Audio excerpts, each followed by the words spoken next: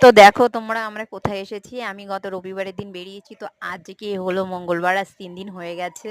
তো এখন দেখো আমার মেয়ে খুব ওই দেখো আমার বরমহাশয় এসে গেছে। আর আমার মেয়ে তো দেখে পাগল হয়ে গেছে তার বাবাকে।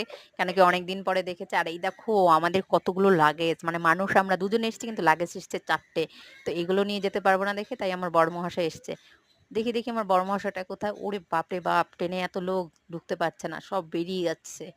তো দেখো আমার বরমশাই অবশেষে ঢুকেছে ট্রেনের মধ্যে। আর মেয়েকে দেখে খুব এক্সাইটেড হয়ে গেছে, খুব আনন্দিত হয়ে গেছে। মেয়েও সেরকম। তো সব দেখো লোকজন বেরিয়ে গেছে। এখন আমি আর আমার বরমশাই এখনো বেরোতে পারিনি। গল্প করতে সময় কাটিয়েছি। তো এখন আমরা বেরোবো। বেরিয়ে যেয়ে তারপরে কি? বেরোবো এখন। এই দেখো স্টেশনে রয়েছি।